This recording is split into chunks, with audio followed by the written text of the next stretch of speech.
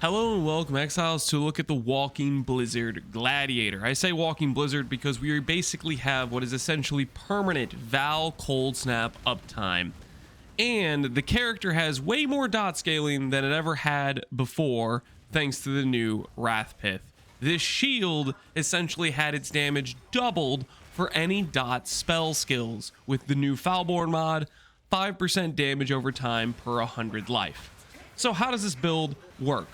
Obviously, Wrathpith gives insane damage scaling, so as long as you have good life, you're going to have good damage. 10% damage per 100 life is crazy scaling, and you can really pump life numbers to the moon. Our character's right now at 15,000 life, which is making this shield give us 1,500% damage, which means you can focus on dot multi, gem levels, and other stats elsewhere because you don't need percent damage anywhere else. Quite frankly, it's inefficient to invest into percent damage elsewhere on the tree.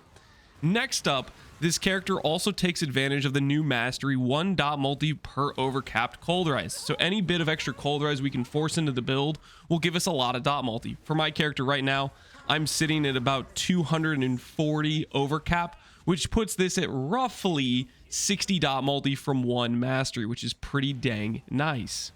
Now, if I grab my flasks here, that goes up to 380, which makes it a little bit closer to 75 dot multi. Speaking of our flasks, you guys are gonna make fun of me, but it's Bala the classic. This thing's just good until you get a mage blood. I don't know how else to say it, guys. It's generically just very strong to have permanent, consistent uptime on flasks. Say what you will, make fun of me how you want, but the situation is, if you don't have the budget for a mage blood, this is often very much a best in slot. Not only does it give you permanent uptime on multiple flasks, which are giving us regen, helping us cap our curse immunity, and giving us a bunch of extra reds for dot multi, it also can roll things like gain onslaught on kill, which means permanent onslaught uptime. If you're trying to shop around for a Bala jewel where you get some good notables like this, I'd recommend the timeless jewel calculator or use the one in POB. But stuff like this, it can't go undersold because this is essentially permanent uptime of onslaught while mapping, which is when you want it for that extra speed running around. Next up, as for the Vaal permanent Vaal cold snap, how do we get this? It's via Corruption's Embrace. Shepherd of Souls is one of my all-time favorite keystones, and you may remember we did a permanent Vaal cold snap build from Freesia League. This character's gotten buffed 500 different ways, it feels like, and Bloodline Ascendancies is one of them. Freesia League, we had access to the Vaal Architect, which was a pretty solid ascendancy. But you know what's more solid than the Vaal Architect? Having access to what is essentially the good part of Vaal Architect, plus another insane ascendancy like Gladiator, where half the ascendancy is just giga powerful, but the rest is lackluster. This type of combination where you have 4 very powerful nodes on Glad, and then the best of the Vaal Architect combined gives you a very solid tank ascendancy, plus that permanent Vaal uptime. Now, how do we get permanent Vaal uptime? Shepherd of Souls is a very unique keystone. It gives you 80% less soul cost, but it says if you use a Vaal skill over the course of 8 seconds, every time you've used a Vaal skill within 8 seconds, you have 100% increased soul cost. So for example, that 80% less will effectively be 60% less if you try to cast the second Vaal skill right in a row. Now, the way you get around this downside is having a Vaal skill that lasts 8 seconds, which means you press it once, it goes over the entire duration, and by the time it runs out, you've exceeded that 8-second duration, and you now no longer have the downside. So for us, Vaal Cold Snap lasts 8 seconds. So whenever I see my Vaal Cold Snap drop, I know 8 seconds is over. I know I can click it again without incurring the extra cost. On top of that, the other ascendancy point that we get comes with a Vaal Soul per second on the small node, and there's a rune graph for a Vaal Soul per second. So we get 2 souls per second. Now, if you're doing some math and you look at Vaal Cold Snap, you'll notice Vaal Cold Snap is a 35 soul cost. With 80% less soul cost, that makes it 7 souls per second, which means the second I enter a new zone, I will have enough souls to cast Vaal Cold Snap within about 3 to 4 seconds. So just to showcase this without even attacking a monster, this zone I was already in recently. So let's try going to this zone. Fresh zone, 1,000, 2, 1,000, 3, 1,000, 4, 1,000. And there you have it. We already have the soul ready to go to cast Vaal Cold Snap. This works anytime any boss has a downtime phase, a immunity phase, any point where you're not actively fighting, this is filling up and you can use it multiple times in a row. To demonstrate this, I'll press Vaal Cold Snap. You'll see it'll go its entire duration, and then once that 8 seconds is up, you'll see it drop and the costs go back down. So you can see how the soul cost changes based on the number of casts you can do. You'll see I'm going to be able to do 5 casts in a row with unhindered use of that 80% less cost, because it lasts 8 seconds. By the time it runs out, we get to press it again, which is why we get 40 seconds straight of using this skill in a row. All we have to do is kill the first pack. That'll send us straight to full souls, and we can use it 5 times in a row, which is generally enough time to clear most maps. On top of that, if the boss has any sort of spawn animation, you'll generate enough souls to cast the Vaal Cold Snap before that animation runs out. So that's the idea of Shepherd of Souls and permanent Vaal Cold Snap uptime. It's very, very fun. Vaal Cold Snap is effectively a cold righteous fire, so to speak. That's part of the reason I like it so much. And the dot damage from Cold Snap and Vaal Cold Snap stack. So for example, I have a 6-link Cold Snap that deals damage and a 6-link Vaal Cold Snap that deals damage. It's a way to double up on a double 6-link with only one 6-link being used, and you can min-max into those levels. For example, we're using a Dragon Fang with +3 Cold Snap, which is pretty cheap. We're using a +4 Foulborn Tourborn, which is also pretty cheap. Fun fact is, our gem levels are really, really cheap. Normally, a wand of this power level +4 would cost you quite a bit to make, but these things are everywhere on trade, so cold spells are at an all-time high. Another fun thing is this gives an additional -12 res, so if you get exposure on your gloves for -11, it's very consistent. You pop that on a boss, you'll have the -23 from that. And then we're also running dual curse. Elemental weakness plus frostbite in a Bane setup with enhance makes it a 1-button cast, and you get full effect / slightly better than normal curses if I get this enhanced leveled up.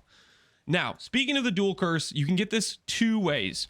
One is anointing Whispers of Doom, which is going to be the more affordable way, and the more expensive way, which is the way I'm doing it currently, is I have a Sublime Vision for Malevolence, which gives +1 curse. If this gets expensive, just anoint Whispers of Doom. Right now, my current anoint is Brink of Death, which is enabling us to have somewhat consistent uptime on Righteous Fire. I have to turn it off for minus max maps, but for regular zone maps, we sustain it.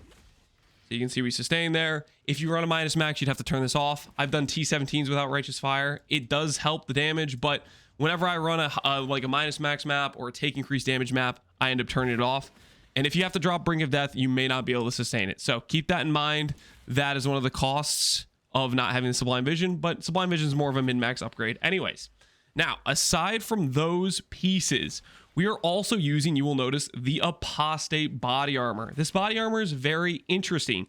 It gives you access to a mod that says all the ES on your body armor, your shield, all those pieces counts as life. So for example, 426 ES, that actually says 426 life. 267 ES says 267 life, so on and so forth. All these pieces are giving me about 1200 flat life, which is giving me 1200 flat life from this chest piece. And the fun fact is that mod does not actually have a life tag, which means the mastery that gives 15% life also gives us 15% life with this chest piece. So it's a very efficient life scaling body armor, which enables Foulborn Wrathpith damage scaling. Another thing we're doing is with Glad, we are getting really good block. And you're wondering, how much investment is it to get very efficient lucky block? Well, I'll show you. All we have invested into block is this wheel right here, which is giving 20 block. The base block we have is 50% plus 6, so that takes us to 76 attack block. Then for spell block, we have this mastery, which is giving 15 spell block. We have this shield, which is giving 15 spell block. Then we have Tempest Shield, which is giving 26 block, so that takes us to around 56 block. And then we have one cluster which gives 8 block here and 6 block here. So our character with that level investment is at 76, 70 block with only really 4 passives on the tree, and then giving up what could be a cluster like this, which wouldn't be that much stronger for my character. So that's what's going on there. Also, one thing I should note is maybe swapping Deep Chill for there's one that gives recover on life. That would feel pretty good. I would consider that as a good option. Another thing we're doing is we're doing Divine Shield, which I believe Divine Shield works with block. we have a little bit of armor from Abyss Jewels that is getting us just enough armor to be above our ES. And that means whenever we're blocking, I think that's proccing Divine Shield, I believe. I'm not 100% sure. Don't quote me on it. But that is the thought process there, that whenever we proc Divine Shield hits, that's giving us base ES regen, which is helping us have higher net sustain on our regen pool, if you're wondering why we're doing this. And then another thing we're doing is we're scaling max res. Our character has 90, 85, 85. I focused on fire a little bit more priority because fire helps us sustain righteous fire. But you can obviously get very good res on these. Late game, I'm going to actually activate the second part of Corruption's Embrace, which is Everlasting Sacrifice. This will allow us to go to 90, 90, 90. But that won't be until I can get 6 corrupted items, which means I really need Wrathpith to come down in price because I don't feel comfortable corrupting this when it cost 12, 13, 14 divines to replace. So that's the big linchpin, the big expensive factor of this build is this shield right here. And part of me hitting 6 corrupted items would require me to have this corrupted as well. But later on, we can get Everlasting Sacrifice. I'll end up dropping Divine Shield and going Eldritch Battery with a small regen ES Abyssal Jewel with a small amount of ES, which will consistently proc that 5 max all res. But I can't do that until I get 6 corrupted items, which hopefully the shield will go down in price. That being said, I'm making a video about this character, so it'll probably get more expensive. Anywho's, that is some of the scaling we have. Max res scaling, block scaling. Oh, another fun fact is we get permanent uptime of endurance charges through the Tender Embrace. This thing activates whenever you're on low life, and we're playing a Petrified Blood setup, which means we constantly are having endurance charges generated. And another fun fact is with Vaal Cold Snap, we actually constantly generate frenzies as well. So that's kind of a fun little thing we're doing there. And then another thing is we are using the new jewel, the Red Dream, which gives fire res converted to life. This jewel is just very efficient for life scaling. I'm not sure my pathing here is correct, but this is the pathing I'm using right now because to get max res, as well as it's like decently efficient because every small node is 4% life as we travel through. So that's what we're doing right there. And we, of course, are running 6 life masteries. One of the things about life masteries I thought going into this character is I thought I could just tattoo over life masteries and I would still get the benefit. Unfortunately, that is not the case. So you have to still take the opportunity cost of the 6 life masteries to get the 10% more life.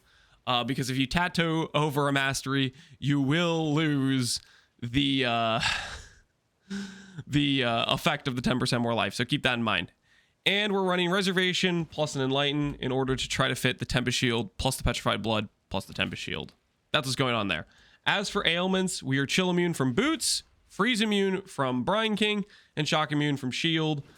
And then Bleed, basically immune from Ralakesh. Ignite is through 90 max fire res. That's our ailment mitigation. Later on, I'd like to get Freeze Immune somewhere else and move to a Soul of Solaris, probably. Or maybe even a Soul of Lunaris. Both are pretty good, I would say. Anywho, that is the character. Oh, and for the graphs, we're going for percent life, if I didn't say that earlier.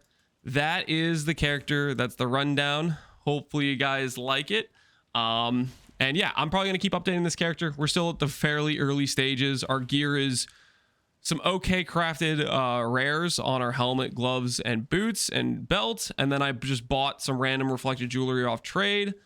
So yeah, that's what we're working with. I'm having a lot of fun. Been running some T17 ziggurats for fragments. Hopefully you guys enjoy this look into the Walking Blizzard Gladiator, and I'll probably be doing another update as I min-max this build further. Right now, 15k life. Goal is to get at least to 20k. We'll see how it goes. Take care, Exiles. Peace out, and have a good one.